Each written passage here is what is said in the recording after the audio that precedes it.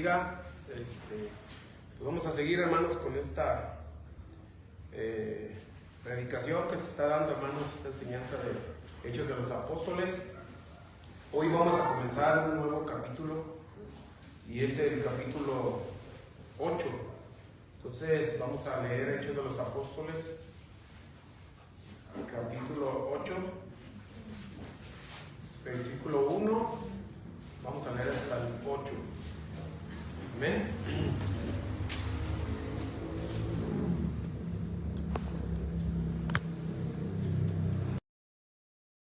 Vamos a comenzar, hermanos. Dice: y Saulo consentía en su muerte, y en aquel día se hizo una grande persecución en la iglesia que estaba en Jerusalén, y todos fueron esparcidos por las tierras de Judea y de Samaria, salvo los apóstoles. Y llevaron a enterrar a Esteban, varones piadosos, e hicieron gran llanto sobre él. Entonces Saulo asolaba la iglesia, entrando por las casas, y trayendo hombres y mujeres, los entregaba en la cárcel. Mas los que fueron esparcidos iban por todas partes anunciando la palabra. Entonces Felipe descendió a la ciudad de Samaria y les predicaba a Cristo. Y las gentes escuchaban atentamente, unánimes, las cosas que decía Felipe, y oyendo y viendo las señales que hacía. Porque de muchos que tenían espíritus inmundos salían estos dando grandes voces, y muchos paralíticos y cojos eran sanados. Así que había gran gozo en aquella ciudad. Amén. Vamos a hacer una oración, hermanos. Bendito Padre, te damos las gracias, Señor, por el tiempo que tú nos das de poder venir este día a congregarnos, Señor, a participar de lo más importante que tenemos en esta reunión de hoy, es participar de la Santa Cena, Señor. También te pido, Señor, que me des también las palabras, Señor, que la iglesia necesita, Señor, que tú pongas la forma en que pueda yo expresarme para que tu iglesia comprenda, Señor.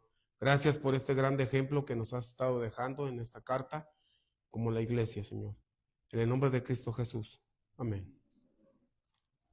Bueno, hermanos, pues recordemos nada más en el capítulo 7, al final, terminamos con la muerte de Esteban, ¿verdad? O el asesinato de Esteban, y por eso comienza este pasaje así.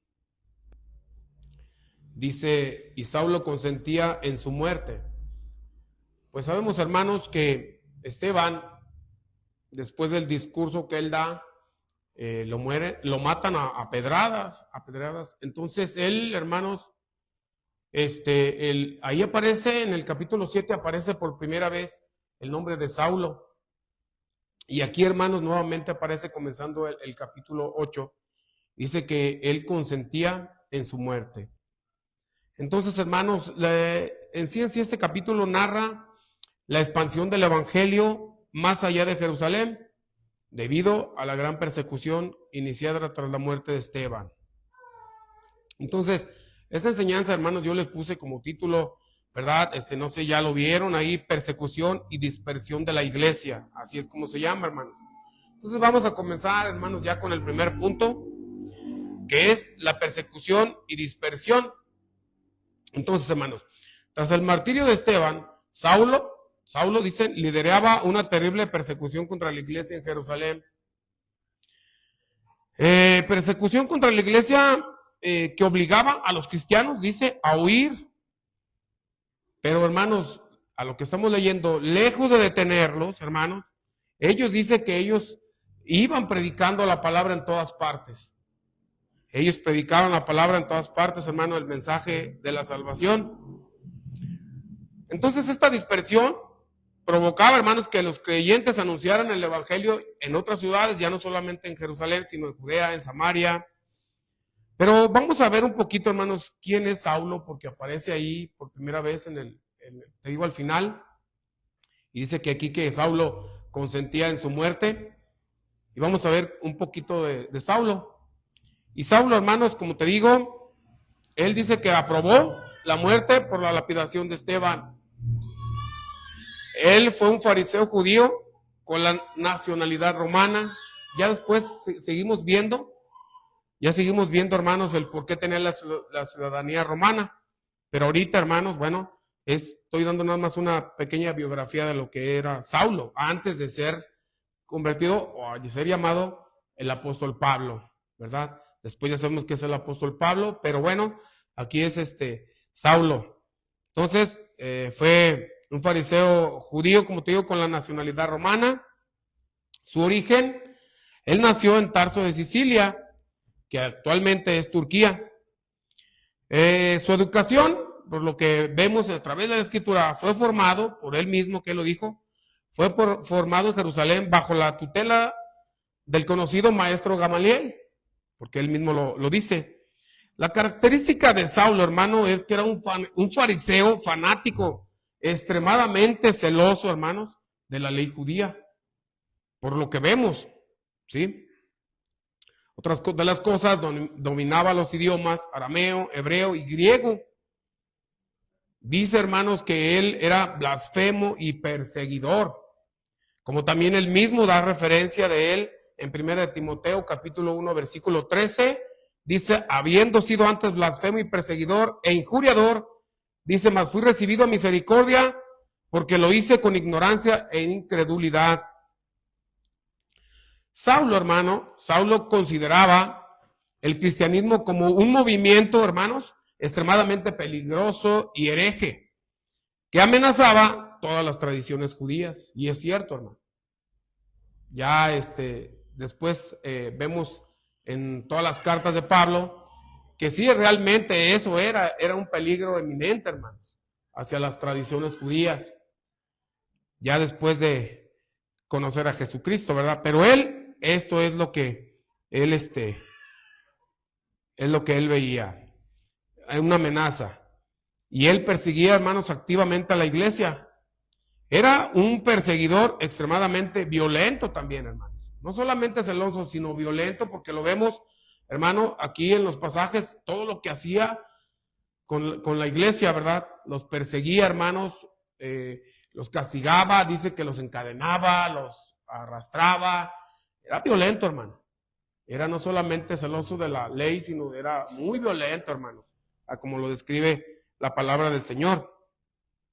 Dice también que los arrestaba en todo lugar, en la calle, incluso entraba casa por casa y sin distinción, dice ahí, tanto hombres como mujeres, los castigaba dura y severamente, hermanos, de una forma despiadada, de verdad, porque dice que incluso obligándolos a blasfemar, ¿contra quién? Contra su Mesías, y negar a Jesús como el Mesías con el fin de salvar sus vidas. Era lo que él hacía. Los amenazaba de que negaran, hermanos, a su Mesías, al Señor Jesús, si querían salvar sus vidas. Era muy violento, muy celoso, extremadamente fanático, a la descripción que nos da la palabra de Dios del apóstol Pablo. Pero a lo mejor, hermanos, bueno, cuando yo estaba leyendo esto y desde un principio que yo comencé a leer Hechos de los Apóstoles, y yo no sé si tú te lo has preguntado, ¿por qué la iglesia desde un principio, hermanos, ya todos los capítulos que hemos leído, siempre recibió persecución, hermano? Siempre. Y a veces, hermano, esto llega a pasar en nuestras vidas, que nosotros llegamos al cristianismo y pensamos que pues ya encontré ahí la paz, todo va a estar calmado, todo va a estar bien. Y no, hermanos, la cosa no es así. De repente comenzamos a ser despreciados por nuestra propia familia, cuando les anunciamos, oye, mira, he conocido del Señor Jesús, he conocido el Evangelio, me congrego en una iglesia cristiana y somos a veces perseguidos por la misma familia, no en el aspecto como ahorita lo estamos viendo, pero sí, hermanos, en otros países sí ocurre de esta manera, pero aquí, hermanos, empezamos a ser despreciados, como te digo, por la misma familia, ¿verdad? Pero bueno, hermanos, Dios permitió, hermanos, la persecución y dispersión de la iglesia por dos razones que yo alcanzo a ver en esto que acabamos de leer. Y la primera, hermanos, la persecución fue para fortalecer la fe de los creyentes genuinos. Y esto, hermanos, es común también para nuestras vidas. Pero aquí, hermanos, era, hermanos, fortalecer la fe de los creyentes genuinos. Y ahorita te voy a decir por qué creyentes genuinos, hermanos, porque La verdad, y yo siempre lo he dicho, hermanos, en la iglesia existen dos tipos de creyentes, ¿verdad? Los creyentes genuinos y los simpatizantes solamente. Y eso es una realidad, hermanos. Y eso es una realidad. Entonces, hermanos, vemos, de esta manera fue para fortalecer la fe de los creyentes. Y la dispersión, bueno, ya lo explico aquí, fue para expandir el evangelio, hermanos. Que no se quedara ahí. Pero, lógico, hermanos, si llega a nuestra mente, ¿no? Pero ¿por qué de esa manera? ¿Por qué Dios permitió de esa manera tan cruel? Pero, hermanos, sabemos que todo el cristiano tiene que reflejar a Cristo y es lo que nos identifica con nuestro Señor Jesús, hermano, el padecimiento. Porque el Señor Jesús, hermano, Él padeció también cuando empezó a anunciar el reino de Dios. Y Él también, hermanos, y es lo que nos identifica con Él. Siempre persecución. Y bueno, Él llegó hasta la misma muerte de una forma muy cruel. Y esto, hermano, que estaban recibiendo estos de la primera iglesia o de la iglesia primitiva, hermanos, la iglesia primitiva era algo que asemejaba con Cristo. Entonces, yo creo que no era de sorprenderles a ellos lo que estaba aconteciendo. Entonces, hermanos, la iglesia es azotada, pero por ser purificada, con pruebas muy duras, a veces no comprendemos, y es que así es cierto, hermano. A veces llegan a pasar situaciones en nuestra vida que llegamos a preguntar, ¿pero por qué? ¿Por qué me está pasando esto a mí si yo estoy tratando siempre de hacer el bien? Yo estoy tratando de seguir la palabra del Señor. Ahora yo he recibido a Cristo como mi Señor y Salvador. Entonces, ¿qué pasa? ¿Por qué estoy pasando por tantas situaciones? Como enfermedades, desprecios y tantas cosas, ¿no? Pero hermanos, yo veo aquí, hermanos, que muchas veces es para purificar. La mayoría de las veces es para purificar nuestra fe y engrandecerla, hermano, nuestra fe. Porque los primeros, a nosotros también cuando creímos, hermano, cuando empezamos a recibir el desprecio de nuestra propia familia, cuando ocurrió todo esto, hermanos, muchos, déjame decirte que muchos lo que hacen es mejor deciden retirarse. No sé si ustedes conocen algunos. Bueno, a mí me ha pasado que de repente estamos dando estudios y a veces, por lo regular, solamente el varón quiere escuchar. Vamos, predicamos el evangelio y empieza la mujer a oponerse y a veces diciendo ya aún que ellos han creído al evangelio, de repente vemos que se apartan. Y luego suele suceder igual con la mujer que empieza a escuchar, pero luego, ¿verdad? Vienen pruebas, vienen situaciones difíciles y deciden apartarse. Son pruebas, hermanos, que a lo que yo veo, hermanos, es para purificarnos de verdad también. Incluso, hermanos, me atrevo a decir que para purificar la iglesia, hermanos, de verdad. Para purificar la iglesia. ¿Por qué? Porque no debe de sorprendernos, hermano, porque esto está descrito por el mismo Señor Jesús, ¿verdad? En la parábola del sembrador, hermanos, donde nos dice que algunos tienen una fe superficial. Y es cierto, hermano. Muchos tienen una fe nada más superficial. A la primer prueba que se viene, abandonan el camino, hermanos. Y son donde son probados. Y la iglesia, hermanos, estaba siendo probada en esa situación. Empieza la persecución, empiezan a huir, hermanos. Pero aquí, hermanos, lo que me llena de bendición es que huyen ellos, pero siguen predicando. Y muchos, yo creo que muchos sí negaron la fe. Muchos sí dijeron, no, con tal de mantenernos con vida, negaron la fe, hermanos. De verdad. Pero eso yo veo que es una fe superficial, emocional. Pero los que persistieron, los que siguieron hasta el final, esos son, hermanos, los creyentes genuinos y verdaderos.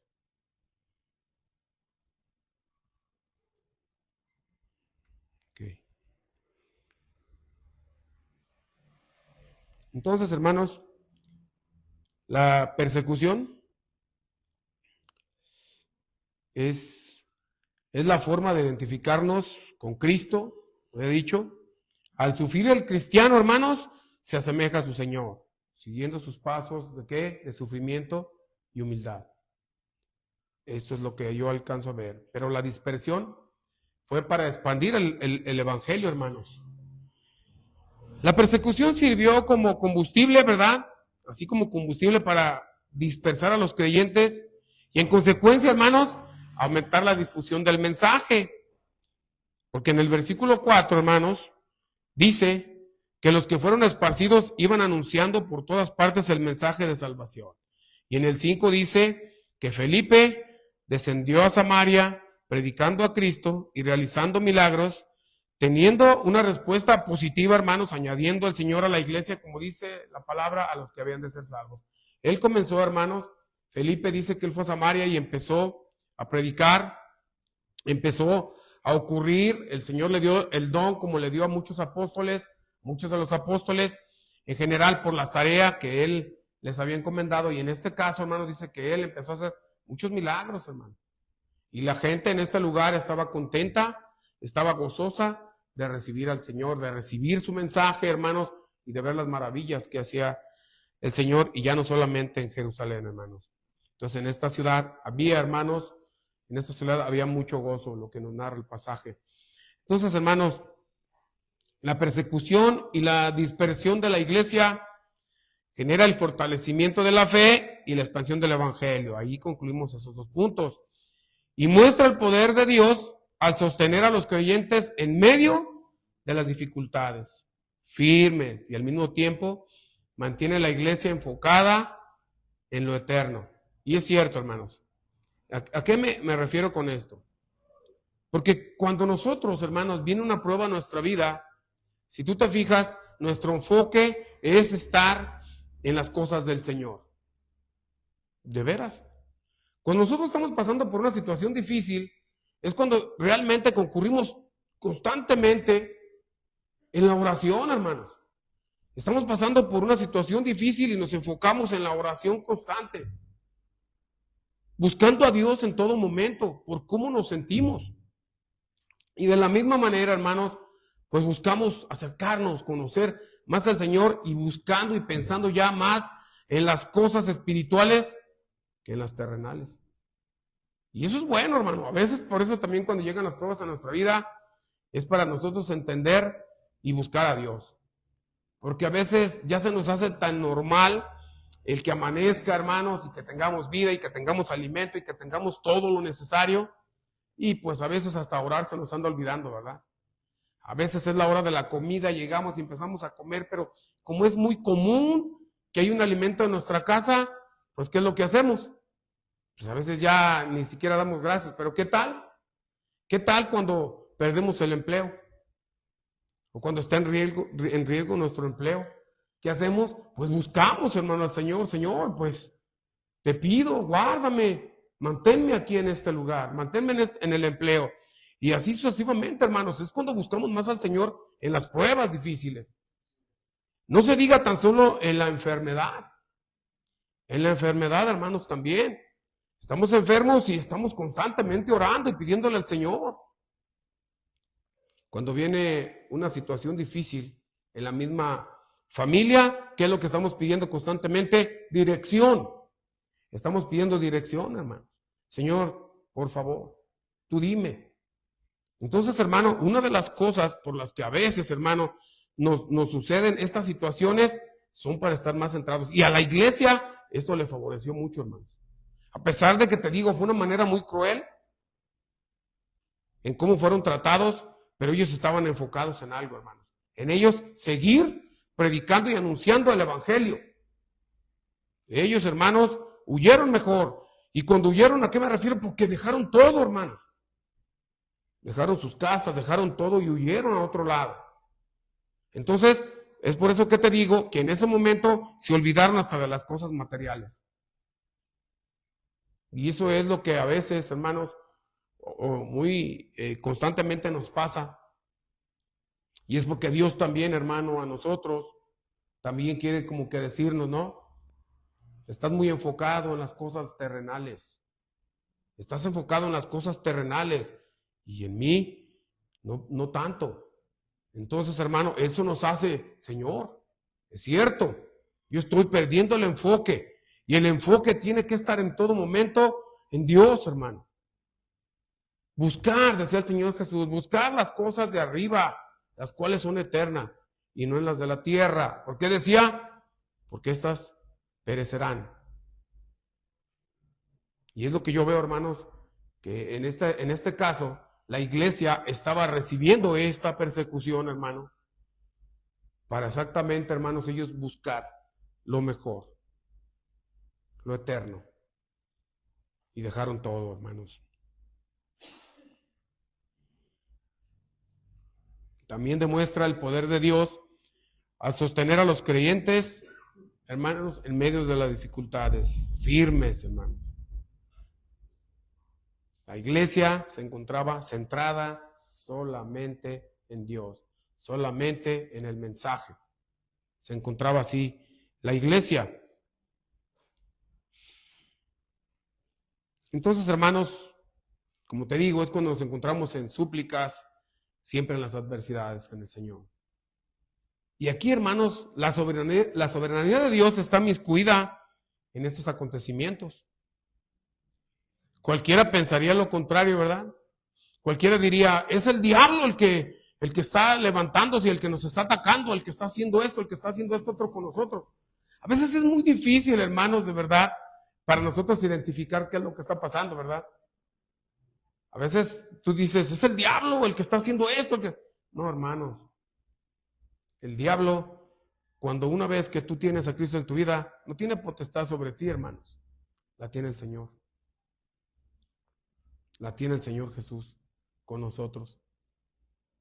Entonces, si Dios permite que el diablo a veces haga situaciones en nuestra vida, es porque Él lo permitió en su soberanía. Es difícil, te digo, de entender, identificar, pero todo, hermanos, es con la soberanía de Dios. Él permitió que fuera de esta manera. Porque fíjate, ocurrió algo, purificó la iglesia, hermanos. Fue lo principal.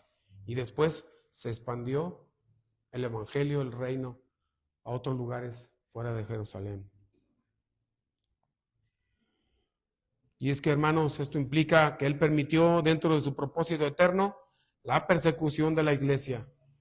¿Para qué? Para cumplir ¿qué? No los fines de la iglesia, sino los fines superiores, los fines de lo alto, los fines de Dios. Tal vez la iglesia quería estar tranquila, a gusto, que los dejaran en paz, pero no, hermanos. Aquí Dios, hermano, es, hermano, el que hace todo este movimiento, hermanos, para lograr sus fines y no los fines de nosotros. Su fin que era extender el reino en todo el mundo. Entonces, cuando vienen situaciones difíciles a la iglesia en general, no solamente a cada uno de nosotros, sino a la iglesia en general. Y esto me recuerda, hermanos, lo que una vez ocurrió aquí, en esta iglesia, hermanos, que llegó el momento en que, como todos ustedes saben, los que somos viejos aquí en esta iglesia, este terreno aparentemente se había comprado. Y se había comprado, pero no se habían hecho bien las cosas, pues para no estar en tantos detalles, no se hicieron bien las cosas. Resulta que el vendedor no era el dueño y tantas cosas que ocurrieron. Y un día apareció el dueño, un día aparece el dueño, viene aquí directamente a hablar conmigo y me dice, este lugar es mío.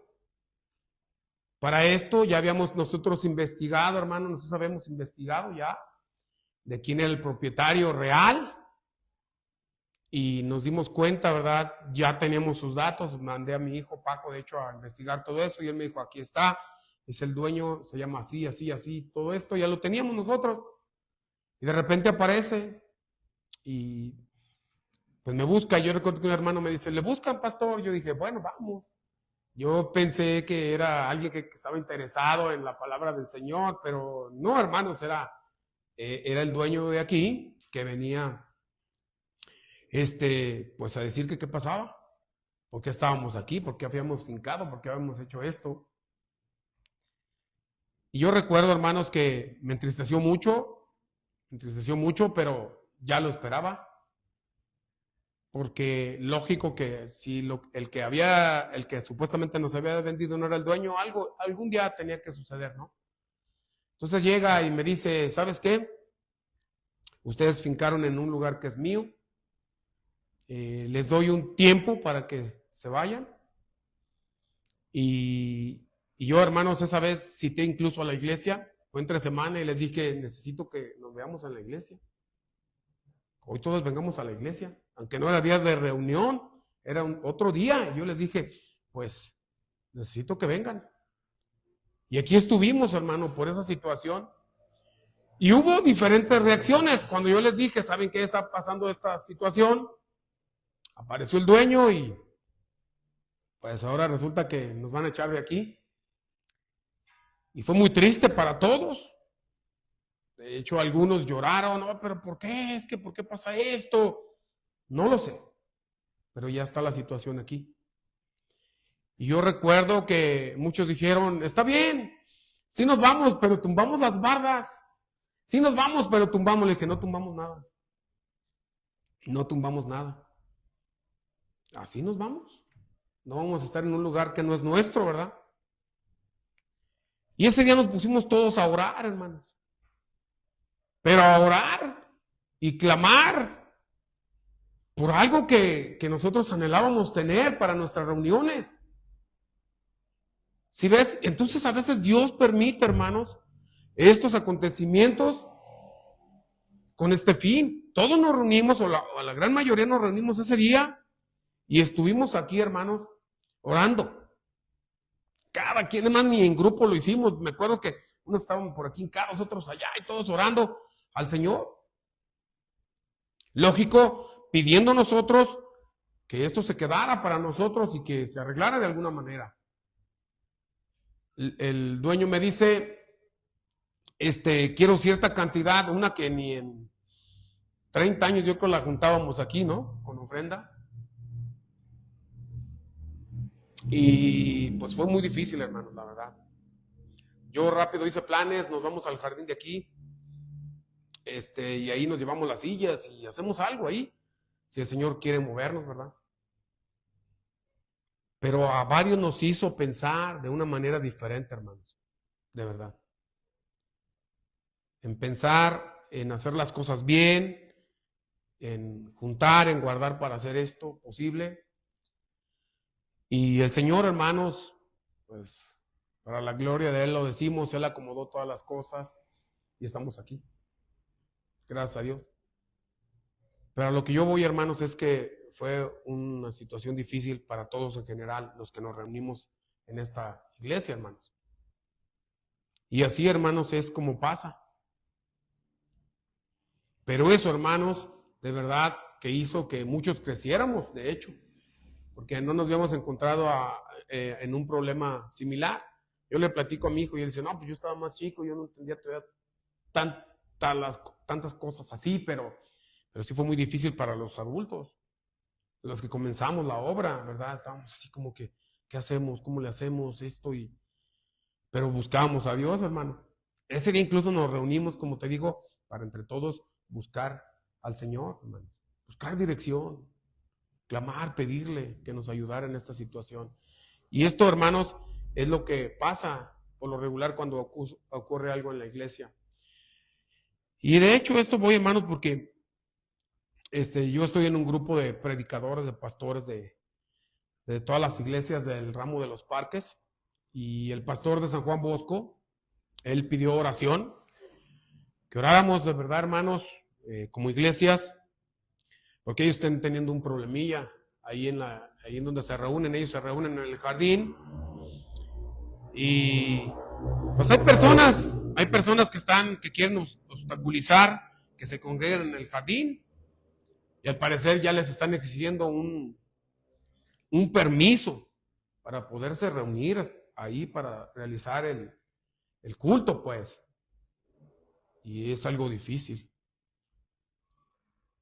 Yo la verdad, hermano, lo que le digo a los hermanos, o bueno, algunos nos siguen por la transmisión, yo lo que les digo, de verdad, que cuando están pasando por estos momentos difíciles de prueba, recuerdes que Dios tiene un propósito para su iglesia ante esta adversidad, de verdad. Dios la tiene. Sí hay que orar, pero Él, hermanos, por algo permite las cosas. Y de verdad, hermanos, yo les digo, vamos a orar mucho por estos hermanos, que les dé dirección, pero yo creo más o menos a dónde los quiere llevar el Señor, que muy pronto no van a dejar reunirse en estos lugares, y el que no hizo algo, no sé qué va a hacer.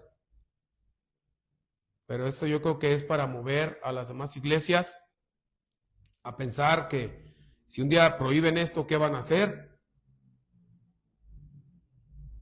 No van a tener otra cosa más que buscar, adquirir, comprar una propiedad, que para mí es lo indicado. Pero bueno. Entonces, hermanos, una de las cosas que la iglesia, o más bien lo que la iglesia mostró con esta persecución y con esta dispersión, mostró primeramente la convicción, hermano. Ellos tenían una convicción de lo que habían creído, el mensaje que habían creído, en quién creían, hermano. Por eso abandonaron todo y mejor huyeron, pero no renunciaron a su fe. Entonces nos muestra que la iglesia tenía una convicción, hermano. Ahorita yo no sé qué pasaría. Imagínate que llegara una persecución aquí en estas colonias a nosotros. ¿Qué harían? Si les dijera, también como reaccionaría yo, ¿verdad? No es fácil. Pero imagínate que yo les dijera, hermanos, pues ni modo, tenemos que irnos, vámonos. Vámonos, no sé, vamos caminando allá hacia aquel lugar y allá vemos, allá predicamos. Hay que abandonar nuestras casas. ¿Quién sabe, verdad? ¿Quién se la abandonaría y quién no? No, mejor ahí me quedo. No sabemos, hermano, lo que podemos reaccionar en ese momento. Pero es algo difícil, pero la iglesia aquí, hermanos, la enseñanza que a mí me deja es que la iglesia, hermanos, mostró convicción, primeramente. Y segundo, valor. Valor, hermanos.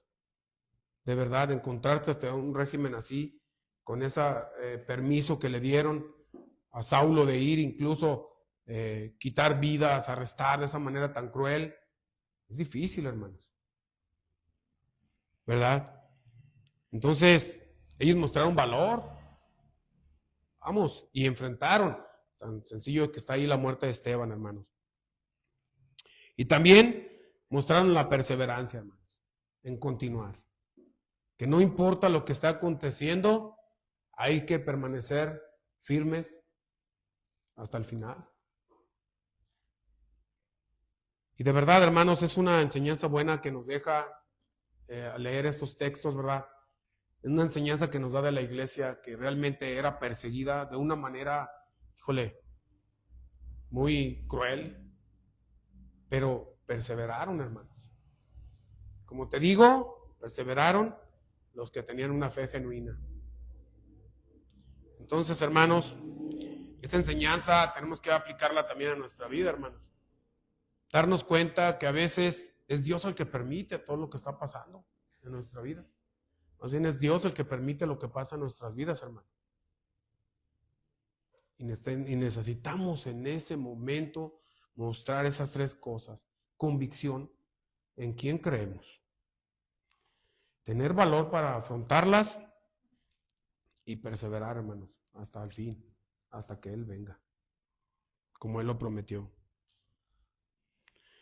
Entonces, hermanos, pues yo quiero hacer también una invitación. Eso terminamos, una invitación a los que nos siguen por la transmisión, que no solamente son iglesias o cristianos, nos siguen muchos inconversos, hermano, y de verdad yo no me canso y no me cansaré de siempre estar haciendo esta reflexión. Yo de verdad les hago la invitación de lo que han escuchado, de este mensaje de salvación, de este mensaje divino que transforma las vidas, pero sobre todo, hermanos, que da una vida eterna a todo aquel que cree. Entonces, yo les hago esa invitación de verdad, que se arrepientan de su maldad, que se arrepientan de sus pecados, y el Señor Jesús ha prometido, hermanos, que el que viene a Él no le echa fuera. Entonces, yo les digo, adelante, vayan a los pies de Cristo, pidan perdón para que alcancen la salvación y una eternidad. Amén. Sí, de todo.